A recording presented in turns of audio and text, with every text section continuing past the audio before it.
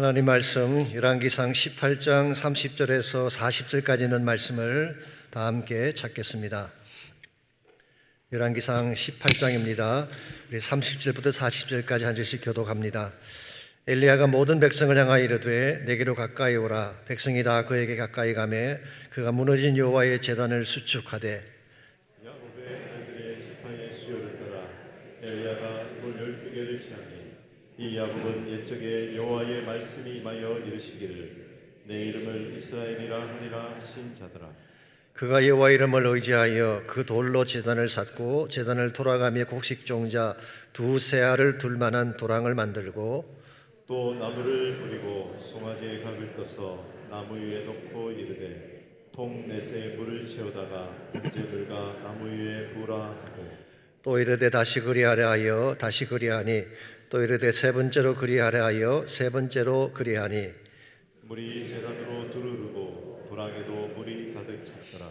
저녁 소재 드릴 때에 이르러 선지자 엘리야가 나아가서 말하되 아브라함과 이삭과 이스라엘의 하나님 여호와여 주께서 이스라엘 중에서 하나님이신 것과 내가 주의 종인 것과 내가 주의 말씀대로 이 모든 일을 행하는 것을 오늘 알게 하옵소서. 여호와여 내게 응답하소서. 내게 응답하소서. 이 백성에게 주 여호와는 하나님이신 것과 주는 그들의 마음을 되돌이키심을 알게 하옵소서 하며 이에 여호와의 불이 내려서 번제물과 나무와 돌과 흙을 태우고 또 도랑에 물을 핥은지라. 모든 백성이 보고 엎드려 말하되 여호와 그는 하나님이시로다. 여호와 그는 하나님이시로다 하니 40절 다 같이 읽습니다. 엘리야가 그들에게 이르되 바알의 선지자를 잡되 그들 중 하나도 도망하지 못하게 하라 하며 곧 잡은지라. 엘리야가 그들을 기손 시내로 내려다가 거기서 죽이니라. 아멘. 주신 말씀을 가지고 인생의 판세를 뒤집어라, 이런 제목으로 말씀을 나누려고 합니다. 이 판세라고 하는 것은 판의 형세를 말하는 것이죠. 바둑이나 장기를 두다 보면 판의 형세가 나옵니다. 형세가 열세인 경우도 있고 우세인 경우도 있습니다. 그런데 열세에 모였던 형세를 우세로 바꾸는 것을 판세를 뒤집는다, 그렇게 말합니다. 영어로는 turn the tables라고 표현합니다. 이 표현이 나오게 된 유래가 18세기 유럽의 체스 경기에서 나온 것이라고 합니다. 체스라고 하는 것은 서양 장기를 말하는 것이죠. 체스를 두던 중에 번뜩이는 한 수로 판의 형세를 바꾸는 경우 turned tables라고 표현했다고 합니다. 이 판세를 뒤집는 것은 전쟁이나 운동 경기에서도 일어날 수가 있습니다. 패색에 지졌던 팀이 어떤 것을 계기로 경기의 주도권을 잡는 경우 판세를 뒤집었다고 표현할 수가 있죠. 우리의 인생에도 판세를 뒤집는 일이 일어날 수가 있습니다. 인생을 살아가다 보면 모든 조건이 열악하고 삶 자체가 궁지에 몰릴 때가 있죠. 이와 같은 때에 판세를 뒤집어야지 열세를 딛고 승리할 수가 있는 것입니다. 판세를 뒤집는 방법은 다양할 것입니다. 근데 번뜩이는 한 수, 이세돌이 놓았던 신의 한 수, 이런 재능을 통해서 판세를 뒤집는 경우도 있고요. 혹은 집념이나 투혼이 판세를 뒤집기도 합니다. 혹은 뜻밖의 우군이나 도움을 통해서, 환경의 변화들을 통해서 판세를 뒤집기도 하죠. 이와 같이 자신의 집념, 자신의 노력, 환경적인 변화나 사람의 노력만으로 인생의 모든 판세를 바꿀 수가 있을까요? 저는 그렇지 않을 것이라고 봅니다. 우리 인생에는 우리의 집념이나 노력만으로 해결되지 않은 문제들이 많이 있기 때문에 그런 것입니다. 그러므로 인간의 노력이나 환경의 변화만으로 판세를 뒤집을 수 없을 때, 그때 필요한 것이 무엇일까요? 바로 하나님의 개입하심입니다. 하나님이 우리 편이 되셔서 우리를 도와주시면 불가능해 보이던 판세도 뒤집을 수가 있게 되고 승리자로 설 수가 있는 것입니다. 야구를 좋아하시는 분들은 기억하시겠습니다마는 메이저리그 역사상 판세를 뒤집었던 대표적인 예가 2004년도에 보스턴과 뉴욕 양키스가 붙었던 야구 게임입니다.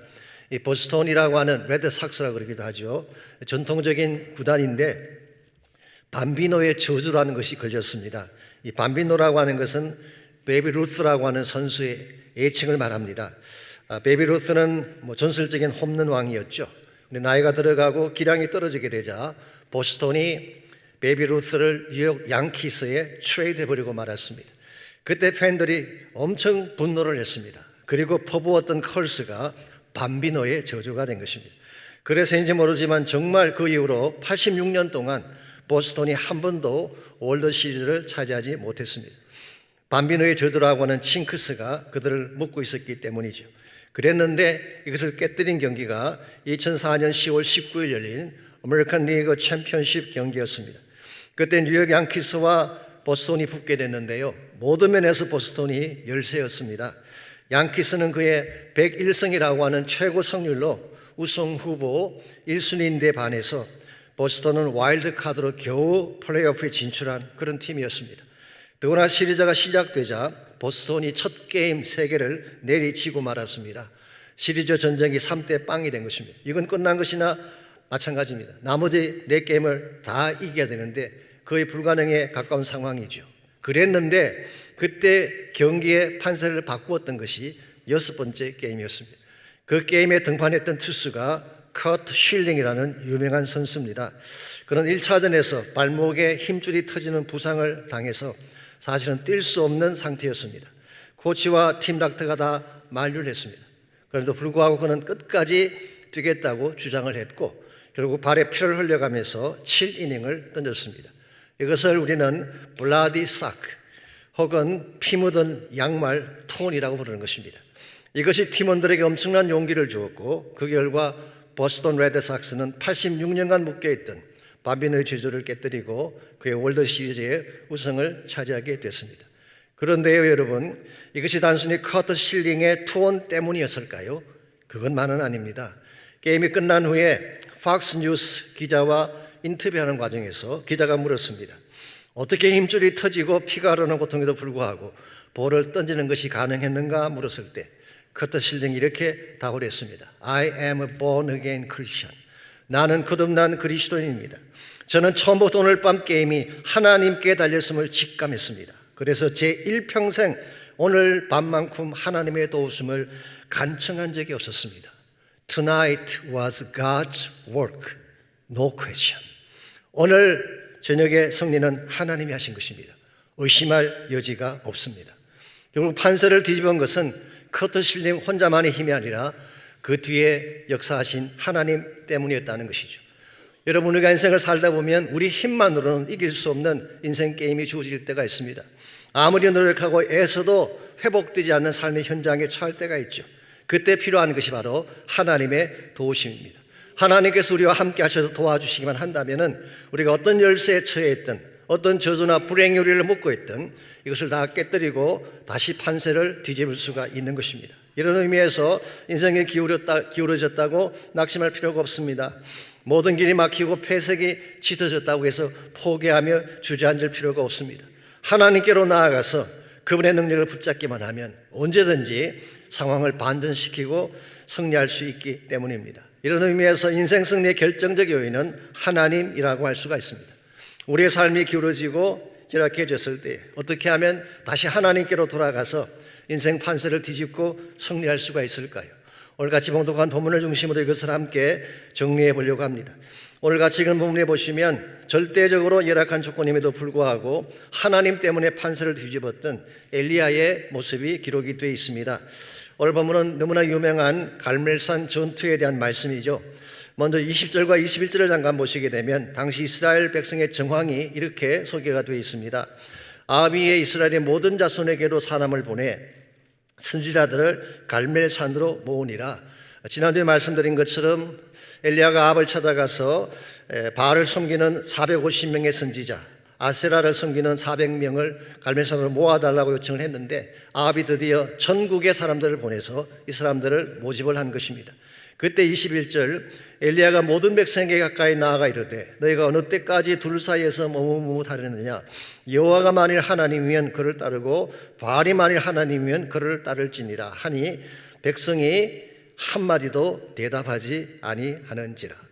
여기서 엘리야는 백성들의 대표를 모아놓고 아마 전체는 아니겠죠. 대표들이겠죠. 아마 1000명은 넘었을 것입니다. 그들에게 질문하기를 너희가 언제까지 둘 사이에서 머뭇머뭇하겠느냐라고 도전을 했습니다. 이걸 보게 되면 뭘 알 수 있나요? 이스라엘 백성이 두 종교 사이에서 왔다 갔다 한 것을 알 수가 있습니다. 여호와도 믿고 바알도 믿는 소위 말하는 종교 혼합주의에 빠진 것입니다. 진리는 하나여야지 진리가 둘이라고 하는 것은 벌써 진리가 아니죠. 이와 같이 진리를 떠난 그 백성을 향해서 엘리야는 챌린지합니다. 만일 여호와가 하나님이면 그를 따르고 바알이 하나님은 그를 따르라라고 도전한 것입니다. 그랬더니 백성들이 한마디도 대답하지 않았다고 했습니다. 여호수아 24장 21절에 보면 여호수아 시대 때는 여호수아가 백성들을 모아놓고 여호와를 버리면 안 된다라고 했을 때 모든 백성이 큰 소리로 우리가 여호와를 섬기겠나이다 라고 대답을 했는데 지금은 침묵하고 있습니다. 이유가 뭘까요? 아마도 바알 숭배자들에게 눌려 있었기 때문인 것 같습니다. 이세벨의 공포 정치 때문에 감히 누구도 나서지 못한 것입니다. 바알이라고 하는 거짓 영에 눌려 있는 백성의 모습을 볼 수가 있습니다. 이런 상황에서 22절을 보십시오.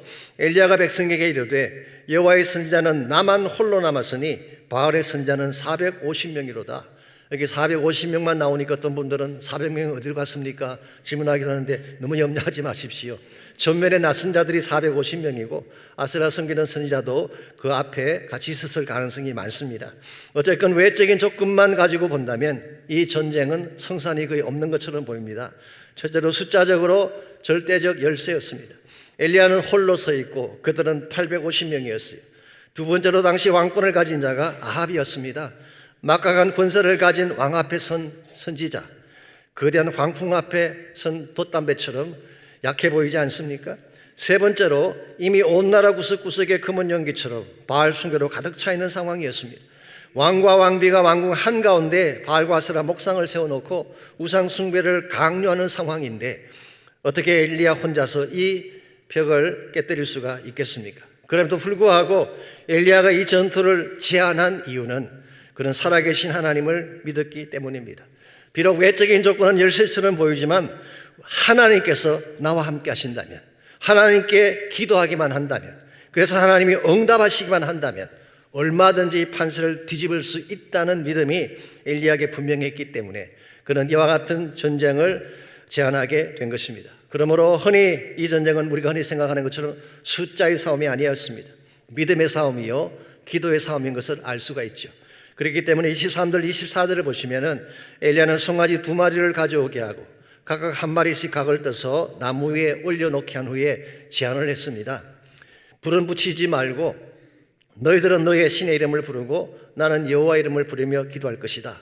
기도했을 때 불로 응답하는 신이 진짜다라고 제안한 것입니다. 한 가지 흥미로운 사실은 바알과 아세라 신화에 보게 되면 바알은 번개를 몰고 다니는 신으로 묘사가 되어 있습니다. 그러므로 번개를 몰고 다니는 신이니까 불을 내리는 것은 하지 않겠습니까? 그래서인지 모르지만 바알 숭배자들이 흔쾌히 동의를 한 것입니다.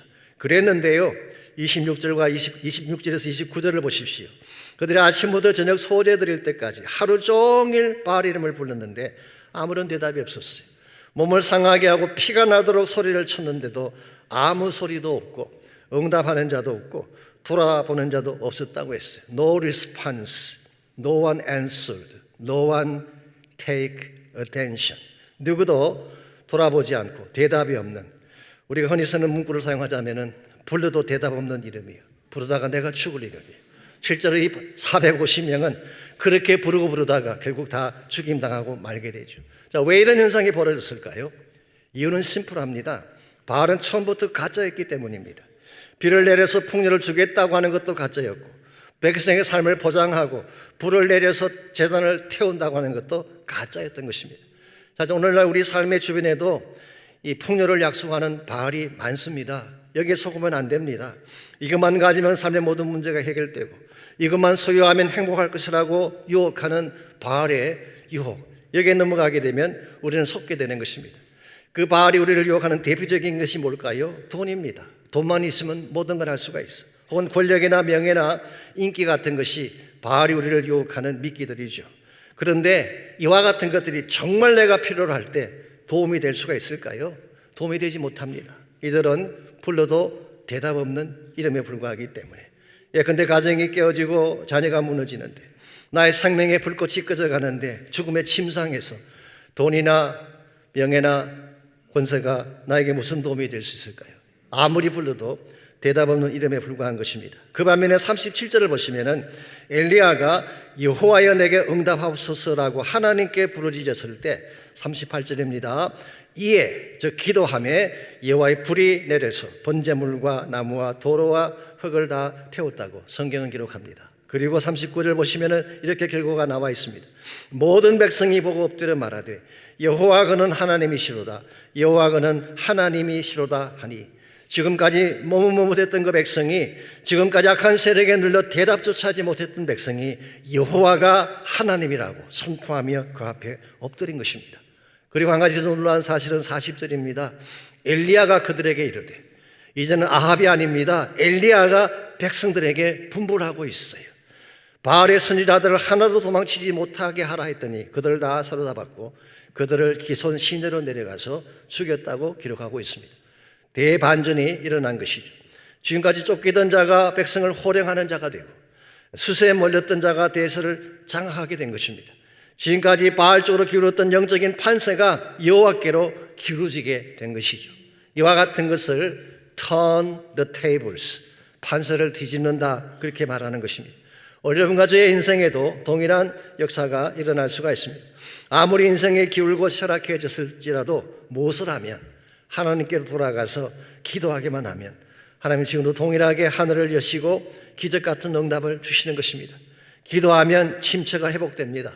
기도하면 보험이 살아나고 다시 부흥이 찾아오는 것입니다. 기도하면 패배로 가던 인생의 생기를 얻고 회복과 치유를 경험하게 되는 것입니다. 그러므로 키는 나에게 주어진 환경도 아니고 조건도 아니고 내가 소유한 능력이나 재능이 아니라 하나님이에요. 하나님이에요. 어떤 상황에 처할지라도 하나님께로 나아가서 구하기만 하면 하나님 우리 인생의 판세를 뒤집어 주시고 참된 승리를 주시는 것입니다. 그러므로 이 아침 물어야 될 질문은 이것입니다. 우리가 어떻게 하면 기울어진 인생의 판세를 하나님과 함께 다시 뒤집고 세워서 참된 승리를 향해 나아갈 수 있을까라는 질문입니다. 오늘 본문에 소개된 엘리야의 케이스를 통해서 하나님과 함께 판세를 뒤집으려면 무엇이 필요한지 세 가지로 그 내용을 정리하려고 합니다. 첫 번째로 하나님의 응답을 통해 인생의 판세를 뒤집으려면 제단의 수축이 필요합니다. 사실 오늘 본문에는 기도를 통해 불의 응답을 받는 세 가지 단계가 기록되어 있는데요. 첫 번째 스텝이 무너진 제단을 수축하는 것입니다. 먼저 하나님과의 관계가 회복되어져야지 모든 것을 새롭게 시작할 수 있다 그런 뜻입니다. 30절입니다. 엘리야가 모든 백성을 향하여 이르되 내게로 가까이 오라. 백성이 다 그에게 가까이 가매 그가 무너진 여호와의 제단을 수축하되 그랬어요. 이게 수축한다는 말의 뜻은 깨어지고 무너진 것을 고치고 다시 세운다는 뜻입니다. 영어로 repair, rebuild 그렇게 번역해 놓았어요. 이걸 보면요, 그동안 이스라엘 백성이 하나님의 제단을 어떻게 취급했는지를 잘 알 수가 있습니다. 그냥 방치해 둔 것입니다. 그래서 제단을 바치고 했던 축대가 무너지고 제단이 깨어져도 아무도 돌보지 않은 채 방치한 것입니다. 바알을 위한 제단은 그렇게 화려하게 크게 세우면서도 정작 하나님의 제단은 방치해 두었던 이스라엘 백성, 그러니 어떻게 하나님의 축복을 받을 수가 있겠습니까? 기근과 황폐한 삶이 찾아온 것은 너무나 당연한 것입니다. 그랬던 제단을 엘리야가 수축을 하는데요, 31절을 보시면 수축하는 내용이 나와 있습니다. 야곱의 아들들의 지파의 수요를 따라 엘리야가 돌 12개를 취하니 이 야곱은 옛적에 여호와의 말씀이 임하여 이르시기를 내 이름을 이스라엘이라 하리라 하신 자들아. 돌 12개를 취해서 그 돌로 제단을 수축을 했습니다. 이 12개의 돌은 야곱의 12알을 12지파를 상징하는 것입니다. 이것은 이스라엘 백성이 언약의 근원으로 돌아가는 것을 의미한다고 할 수가 있습니다. 여러분, 이스라엘이 이스라엘 된 이유가 무엇인가요? 하나님의 언약 때문입니다. 이 언약 때문에 하나님 사랑을 받게 되었고 이 언약 때문에 존귀한 백성이 되었는데 이 언약의 돌을 그들이 깨뜨려 버린 것입니다. 그 결과 이름은 하나님 백성이었지만 실제 삶의 내용은 바알의 종로로 타는 이와 같은 모습으로 전락하게 된 것입니다. 그러므로 우리가 이 무너진 제단을 다시 수축하지 아니하면, 즉 하나님과의 관계를 회복하지 아니하면 어떤 노력을 기울여도 기울어진 판세를 되돌릴 수가 없는 것입니다. 인생의 가장 근본적인 것이 하나님과의 관계인데 인생의 근본판이 기울어지면 모든 것이 다 기울어지기 때문입니다. 이 제단이라고 하는 것은 altar를 말하는 것이죠. 하나님을 만나고 죄를 속하고 하나님을 예배하는 것이 바로 altar, 제단입니다. 아브라함 삶의 특징이 무엇이었나요? 아브라함은 어디를 가든지 제일 첫 번째 하는 일이 제단을 쌓는 것이었습니다. 이것이 모든 축복의 근원이 되었죠. 그랬는데 오늘 본문에 나타난 이스라엘 백성은 제단이 무너져 있었어요. 제단이 무너지니까 무엇을 해도 회복이 일어나지 않는 것입니다. 인생의 근본 원인이 막혀 있기 때문에 그런 것입니다. 그러므로 혹시 여러분 가정의 삶에도 이 하나님의 제단이 무너지지 않았나 체크하고 점검하는 것은 굉장히 중요한 것입니다. 나의 기도 제단은 무너지지 않았는지 점검하셔야 됩니다. 나의 예배는 무너진 부분이 없는지 점검을 하셔야 돼요. 아니 내 심령 안에 있는 마음의 제단은 혹시 죄악으로 더럽혀져 있지 않는지 점검을 하고 이 제단을 다시 수축해야 회복이 일어나는 것입니다. 다른 모든 것을 다 갖추어 있어도 마음의 제단이 무너져 있으면 우리 삶은 생기를 얻을 수가 없습니다. 마음이 상하고 마르기 때문이죠. 그러므로 정말 기울어진 내 삶을 회복하기를 원한다면 내 마음의 제단을 수축해야 되는 것입니다. 내 마음의 제단을 수축하는 가장 구체적인 방법이 어떤 것일까요? 내 마음 중심에 십자가의 제단을 세우는 것입니다. 예수님의 십자가는 우리의 모든 죄를 용서하는, 사하는, 처리하는 보혈의 제단이죠. 예수님의 십자가의 제단이 내 마음 중심에 다시 세워지게 되면 모든 죄악의 찌꺼기가 떠나가게 되고 내 마음의 상처가 회복되고 진정한 밝은 마음으로 주를 바라볼 수 있게 되는 것입니다. 이번에 FFP 제3기 중국반에서 제가 소개하려고 합니다마는 브루스 탐슨이 쓴 내 마음의 벽이라고 하는 굉장히 귀한 책이 있습니다. 거기에 보면요, 우리 마음속에는 어릴 때부터 쌓여온 벽돌이 있다 그렇게 소개하고 있어요. 누구나 성장 과정에서 크고 작은 상처를 경험하게 되죠. 대개는 그 잘못된 권위자, authority person이라 그러죠. 이 잘못된 권위자 때문에 주어지게 된 상처입니다. 대표적인 잘못된 권위자 중에 부모가 있습니다. 혹은 교사들, 동료들, 이와 같은 자들이 나의 마음속에 상처를 안겨주게 되면 그게 벽돌을 만들게 되는 것입니다. 이 쌓아진 벽돌의 방향은 크게 두 가지 방향입니다. 하나는 거절을 향해 rejection, 또 하나는 반항을 향해 rebellion. 이 거절을 향해 가게 되면요, 슬픔과 자기 정오와 열등감과 우울함과 낙심과 절망, 그리고 결국은 자살로 끝나는 것입니다. 그 반면에 반항 쪽을 향해 가게 되면 적개심이 생기고 선뿌리가 생기고 비판이 생기게 되고 굴림하고 폭력하게 되고 그리고 살인으로 귀결되게 되는 것입니다. 이와 같이 왜곡된 방어의 벽이 내 마음에 가득 쌓여져 있으면 무엇을 해도 마음이 변할 수가 없어요. 아무리 사랑을 주고 싶어도 사랑이 들어갈 수가 없습니다. 아무리 하나님 말씀을 듣고 하나님의 은혜를 베풀어 주고 싶어도 그 은혜와 말씀이 스며들어갈 수가 없어요. 내 마음의 벽이 가로막고 있기 때문에. 그러므로 내 마음의 벽을 깨뜨려야 되는데 이 마음의 벽은 나의 힘으로 깰 수가 없습니다.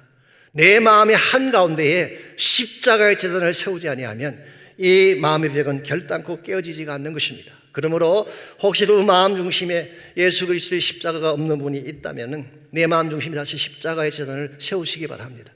어떠한 문제를 가졌을지라도 십자가 앞에 나아가서 그 보혈 앞에 나의 모든 죄를 토해내고 다시 깨끗함을 받아야지 우리 삶이 치유되어지고 회복되어지는 것입니다. 죄가 있다면 자백하시기 바랍니다. 용서할 일이 있다면 용서해야 되는 것입니다. 어떤 사람은 미움을 정오심을 마음에 품고 사는 분이 있는데요, 그걸 품고 살면 여러분 스스로가 죽게 됩니다. 이것을 뿜어내야 돼요. 남의 얼굴에 금정을 묻히려면 내 손에 먼저 금정을 묻혀야 되지 않습니까? 누군가를 미워하면 내 마음에 먼저 미움의 금정이 묻게 돼 있어요. 누군가를 저주하면 내 마음이 먼저 저주의 금정이 묻는 것입니다. 그래서 언젠가 그렉 로리 목사님이 재밌게 표현한 적이 있죠. 누군가를 증오하는 마음을 품고 사는 사람은 마치 쥐가 밉다고 해서 본인이 쥐약을 먹는 것과 같은 케이스다. 쥐가 먹게 될 쥐약을 본인이 드시면 어떻게 될까요? 쥐가 죽는 게 아니라 본인이 돌아가시는 것입니다. 이것만큼 스투피드한 일이 어디 있겠어요? 내 마음에 독약을 품고 살면, 포이즌을 품고 살면 내가 죽는 거예요. 그러므로 내 안에 있는 이 모든 포이즌은 다 처리해야 돼요. 나의 힘으로 처리할 수가 없습니다. 십자가 앞에 가지고 나가서 털어내야 돼요. 십자가 보혈을 통해 내 심령이 깨끗하게 치유되고 변화되어지면 내 삶의 모든 것이 회복되어지고 밝게 변하게 되는 것입니다. 이런 면에서 우리가 정말 우리의 삶을 다시 회복하기를 원한다면 먼저 내 마음 중심에 무너진 십자가의 제단을 수축하고 세우는 것이 필요합니다. 두 번째로 거룩한 도랑이 필요해요. 하나님의 응답을 받으려면 거룩한 도랑을 파야 되는 것입니다. 이 말의 의미는 세상과 구별되어야지 하나님께서 정말 일하기 시작하신다, 그런 뜻입니다. 32절에서 35절까지를 보시면요, 먼저 32절입니다. 돌로 제단을 쌓은 후에 엘리야는 제단을 돌아가면서 곡식 2세아가 될 만한 도랑을 팠다고 했습니다. 세아라고 하는 것은 부피를 재는 단위를 말합니다. 한 세아가 3분의 1 에바라고 합니다. 요즘 단위로 환산하면 약 7.6리터. 그러므로 2세아라고 하는 것은 15리터 되는 그런 공간이죠. 그리고 33절을 보시면은 나무를 놓은 후에, 즉 제단 위에 나무를 놓은 후에 송아지의 각을 떠서 놓고 통 넷의 물을 가져다가 번제물과 나무 위에 붓겠습니다. 이것을 한 번만 하게 한 것이 아니라 3차례 하게 했어요. 그러므로 도합 12통의 물을 제단 위에 부은 것입니다. 그 결과 35절을 보시면 물이 제단으로 두루 흐르고 도랑에도 물이 가득 찼다고 했습니다. 여러분 한번 생각해 보십시오. 지금 불이 내려서 제단을 태워야지 승리하게 되는데 이처럼 많은 물을 붓게 되면 어떻게 불이 붙을 수가 있겠어요? 그래도 불구하고 왜 엘리야가 이런 시도를 했을까요? 첫 번째 이유는 maybe 어떤 추익도 없이 불이 하늘에서 내려온다는 사실을 보여주기 위함이었어요. 그 당시 이런 대결을 할 때 가끔 제단 밑에 미리 불을 피워놓고 하늘에서 불이 내린다라고 추익을 서는 경우가 있었대요. 그래서 엘리야는 그런 게 아니다, 정말 불이 하늘에서 내려온 것이다, 이걸 보여주기 위한 것이 maybe 첫 번째 이유일 수가 있을 것입니다. 그런데 더 중요한 이유가 있습니다. 더 중요한 이유는 바알의 제단과 여호와의 제단을 구별하기 위함이었어요. 둘 다 제단을 쌓고 제물을 올려놓았으니까 같은 것인 줄 알지만 다르다는 거예요. 도랑을 깊이 팜으로써 그들과는 다른 제단이다, 이 사실을 보여준 것입니다. 이와 같은 것을 우리는 거룩이라고 부릅니다. 거룩이라는 말의 근본 의미는 구별된다는 뜻이죠. set apart, separate 된다는 뜻입니다. 그러므로 이 세상의 제단과 바알의 제단과 하나님의 제단은 다르다, 이 거룩을 표현하기 위해 도랑을 파괴한 것입니다. 여러분 기억하십시오. 하나님을 섬기는 제단과 세상의 제단은 다른 것입니다. 크리스찬 삶과 세상 사람들의 삶은 달라야 합니다. 그래야지 하나님의 영광이 나타나게 되는 것입니다. 그럼에도 불구하고 가끔 교회가 세상을 따라가려고 노력할 때가 있습니다. 세상적인 것들을 교회 안으로 많이 가져오면 그것이 마치 시대를 앞서가는 것처럼 착각하는 경우가 있는데, 저는 개인적으로 대단히 위험한 현상이라고 생각합니다. 교회가 세상과 비슷해져 가면 갈수록 교회는 힘을 잃게 되는 것입니다. 이해가 되실지 모르지만 여러분, 사람들이 교회를 찾는 이유가 무엇인지 아십니까? 교회는 뭔가 다른 것이 있다고 생각하기 때문에, 기대하기 때문에 교회를 찾는 거예요.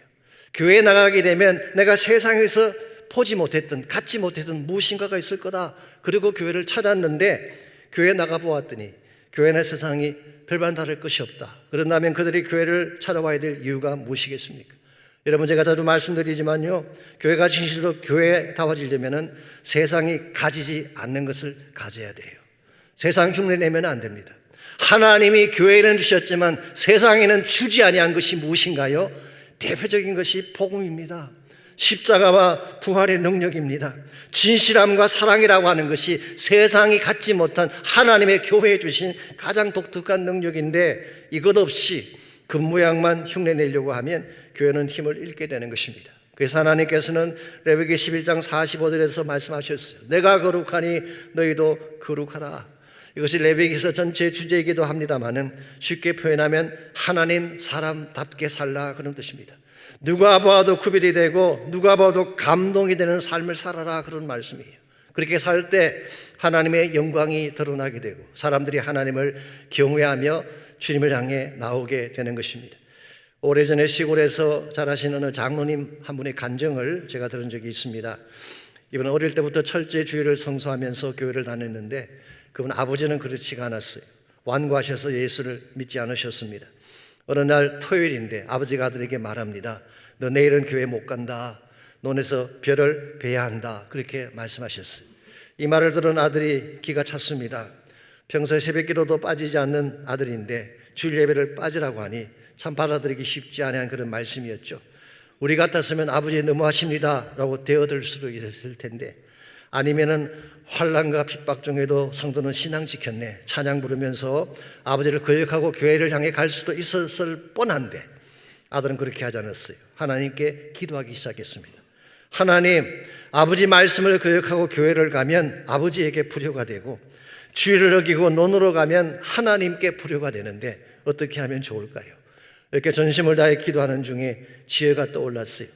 함께 생활하던 친구들이 생각난 것입니다. 그 친구들을 모아다가 의논을 했더니 그들이 한 목소리로 이렇게 제안합니다. 오늘 밤 우리 모두가 함께 가서 밤새 별을 베자, 그렇게 제안을 했어요. 그래서 정말 낫을 들고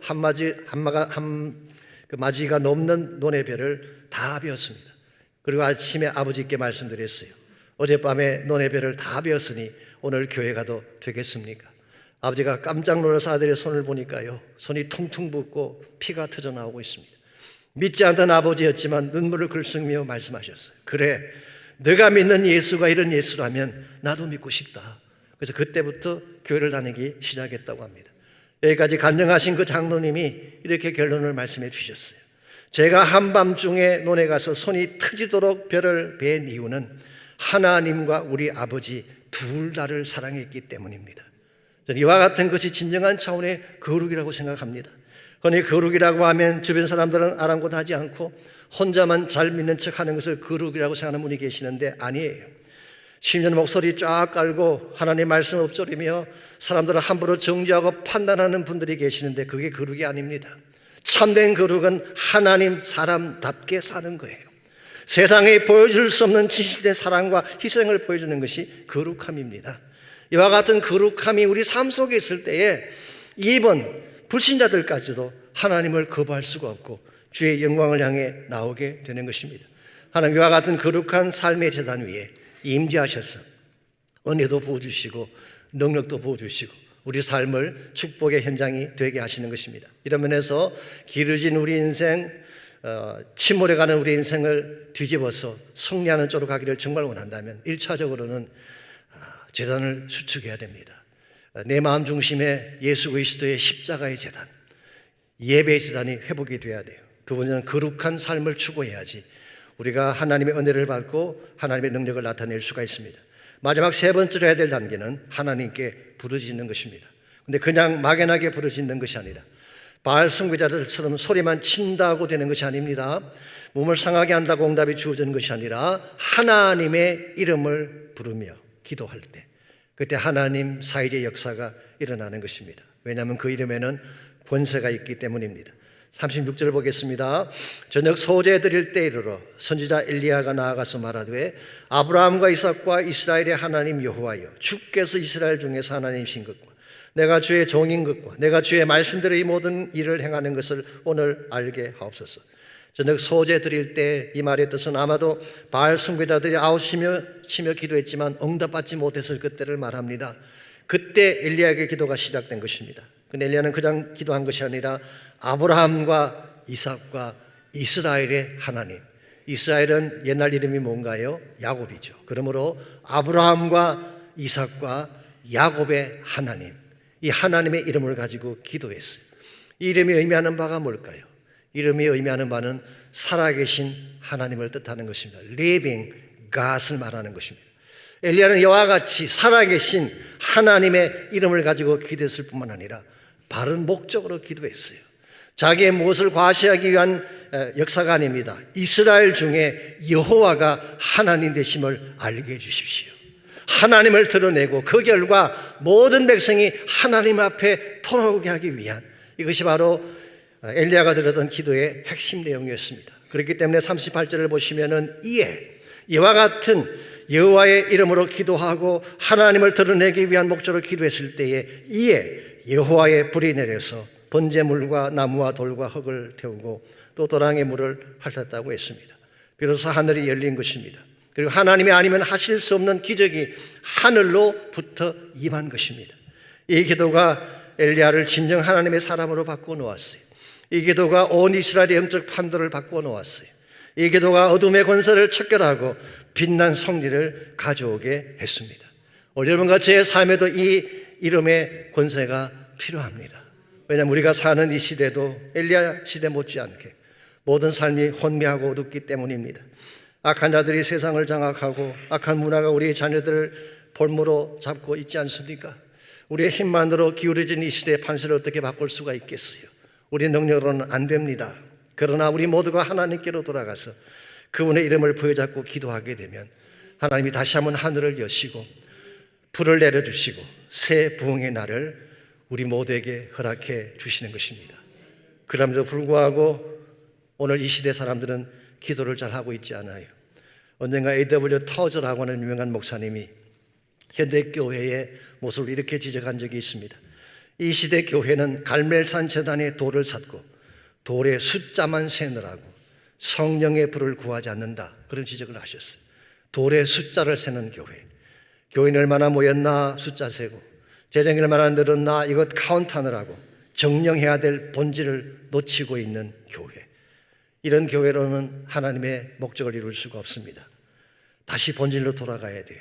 그 본질은 복음이고 그 본질을 가능케 하는 능력은 성령님의 임재입니다. 이것을 위한 모임이 FPP라고 하는 훈련 모임입니다.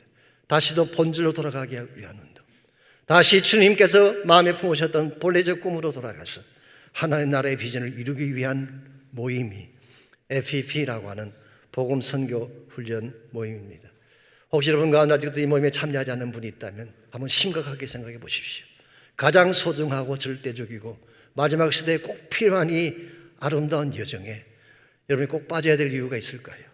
할 수만 있다면 다 참여하셔서 함께 이 영광에 동참하시기를 바랍니다. 오늘날 기독교가 굉장히 어렵다는 지적을 많이 하죠. 어떤 분들은 기독교가 사양기에 접어들었다, 복음시대는 끝났다, 그렇게 말씀하는 분도 계십니다. 아마도 교회의 외적 형태를 보고 그렇게 평가하는 것 같긴 합니다만은 저는 개인적으로 그 말에 동의하지 않습니다. 첫 번째 이유는 하나님은 어제나 오늘이나 영원토록 동일하시기 때문에, 하나님은 과거에도 능력을 행하시고 살아계신 하나님이셨고 지금도 능력을 행하시고 살아계신 하나님이시기 때문에, 두 번째 이유는 복음만이 여전히 유일한 해답이기 때문에 그렇습니다. 복음만이 사람을 살리고 생명을 구원하고 하나님 나라를 이루시는 유일한 길이기 때문에 이것을 내려놓고는 무엇을 해도 하나님이 영광 받을 수가 없는 것입니다. 그러므로 비록 시대는 어두워져 가고 있고 교세는 약해져 가는지 모르지만 지금이라도 여러분과 제가 본질로 돌아가기만 한다면, 그리고 무너졌던 재단을 다시 수축하고 성삼위 하나님의 이름으로 다시 기도하기 시작한다면 저는 하늘이 열릴 수 있다고 믿습니다. 다시 한번 부흥이 찾아오는 거예요. 하나님 나라가 도래하는 것입니다. 그리고 주님 다시 오실 그날까지 복음 위에 달려갈 수 있는 거예요. 이와 같은 것을 우리는 부흥이라고 부릅니다. 여러분 잘 부르시는 찬양 중에 부흥이라는 찬양이 있죠. 1997년도에 이 고영원 우리 선교사님이 만들어서 발표한 찬양입니다. 예수 전도단을 통해 발표했던 너무나 유명한 찬양이죠. 당시 한국 사회가 기업의 부실과 곧 닥칠 IMF 위기를 앞두고 거의 그러기 상태에 있었다고 합니다. 사람들의 마음은 침체되고 교회마다 패배의식에 사로잡혀 있을 때 하나님은 고영원 형제를 통해서 이 찬양을 부르게 하셨고 이것이 한국을 깨우는 노래가 되었다고 합니다. 이 노래가 시작되기 전에 고영원 찬양사가 하나님께 올려드린 기도가 이와 같이 기록되어 있습니다. 살아계신 하나님 아버지여, 하나님을 섬긴다고 하면서도 죄악을 사랑하고 마음이 원하는 길을 따라 살고 있는 우리를 용서하십시오. 이제 예수님의 보혈로 우리를 정결케 하시고 성령의 능력으로 기름 부으사 만민을 위하여 일어나게 하십시오. 흰옷 입은 하나님의 거룩한 백성들이 이 땅 가득 일어나 열방을 향하여 행진하게 하십시오. 주여, 주의 일을 이 수년 내에 부흥케 하십시오. 수년 내에 나타내 주십시오. 진노 중에라도 긍휼을 잊지 마십시오. 저는 동일한 기도, 동일한 열망이 이 아침 여러분과 저에게도 필요하다고 생각합니다. 다시 하나님께로 돌아가야 합니다. 무너진 재단을 다시 수축해야 됩니다. 그리고 이 땅의 우상들을 다 불태워버릴 성령의 임재를 경험해야 합니다. 성령의 불이 타오를 때에 부흥의 불꽃이 타오르고 진리의 말씀이 땅을 덮게 될 때에 은혜의 강물이 온 땅을 흘러가게 될 때에 다시 하나님의 나라가 회복되고 주의 영광이 회복될 줄 믿습니다. 한번 이 시간 이 찬양을 함께 부르고 우리 헌신하며 기도하는 시간 가지면 좋겠습니다. 이 땅의 황무함을 보십시오. 하늘의 하나님 긍휼을 베푸시는 주님, 우리의 죄악을 용서해 주십시오. 이 땅 고쳐 주십시오. 이제 우리 모두 하나가 되어 이 땅에 무너진 기초를 다시 쌓을 때 우리 우상들을 태우실 성령의 불 임하여 주십시오. 우리 한번 다 같이 일어나서 함께 찬양하겠습니다. 황무함을 벗어서 하늘의 하나님 긍휼을 베푸시는 주여 우리의 죄악 용서하소서 이 땅 고쳐주소서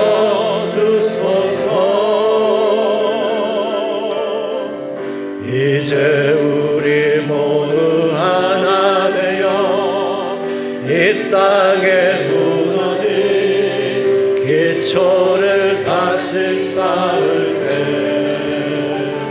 우리의 우상들을 태우신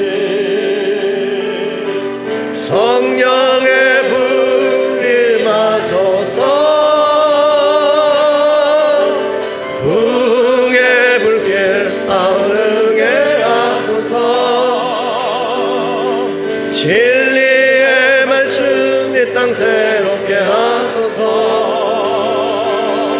은혜의 강물 흐르게 하소서 성령의 바람 이제 불어와